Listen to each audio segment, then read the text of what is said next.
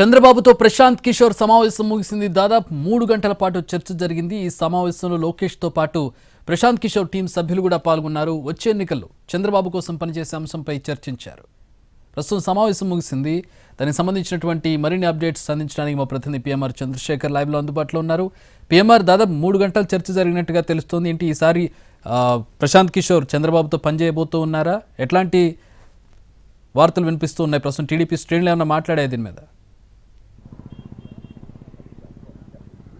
Right Chakri, దీని మీద అయితే టీడీపీ శ్రేణులు ఏం మాట్లాడలేదు. కానీ జరుగుతున్న పరిణామాలు కావచ్చు, గతంలో జరిగిన కొన్ని అంశాలు ఏదైతే ఉన్నాయంటే ఇప్పటివరకు బయటకు రాలేదు.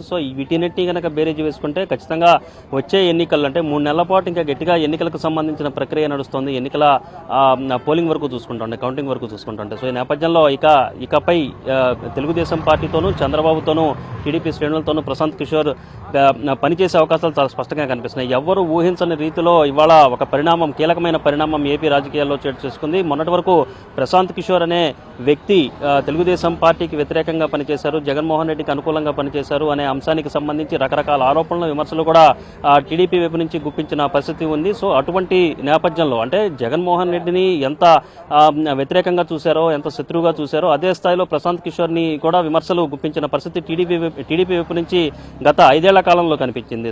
ఈ నేపథ్యంలో ఒక్కసారిగా ప్రశాంత్ కిషోర్ లోకేష్తో పాటు గన్నవరం ఎయిర్పోర్ట్లో దిగడం, నేరుగా చంద్రబాబు నివాసంలోకి రావడం, 3 గంటల పాటు చర్చించుకోవడం. ఈ పరిణామాలన్నీ చూస్తూ ఉంటే ఖచ్చితంగా వచ్చే ఎన్నికల్లో ప్రశాంత్ కిషోర్ టీం, ప్రశాంత్ కిషోర్ చంద్రబాబుతో పాటు అలాగే టీడీపీ వ్యూహాలకు సంబంధించిన వ్యవహారం మీద స్ట్రాటజీస్ రూపొందించేందుకు పూర్తి స్థాయిలో అంగీకరించినట్టుగా తెలుస్తుంది. అయితే మనకి అందిన సమాచారం మేరకు ఇప్పుడే కాదు, గతంలో కూడా లోకేష్ ప్రశాంత్ కిషోర్తో భేటీ అయినట్టుగా తెలుస్తుంది. ఢిల్లీలో 1-2 దఫాలు ప్రశాంత్ కిషోర్తో భేటీ అయిన పరిస్థితి కూడా ఉన్నట్టు మనకు అందుతున్న సమాచారం మేరకు తెలుస్తుంది. ఈ నేపథ్యంలో ప్రశాంత్ కిషోర్ రాక అనేది ప్రస్తుతం లాంఛనంగా జరిగింది, అధికారికంగా జరిగింది. గతంలోనే ప్రశాంత్ కిషోర్ వ్యూహాలు టీడీపీ అనుసరించింది అన్న చర్చ అయితే జరుగుతుంది. అయితే ప్రస్తుతం రాబిన్ శర్మ టీము తెలుగుదేశం పార్టీకి పనిచేస్తుంది. గతంలో పీకే టీంలోనే రాబిన్ శర్మ కూడా పనిచేశారు కాబట్టి వాళ్ళ మధ్య గ్యాప్ అనేది పెద్దగా లేదు.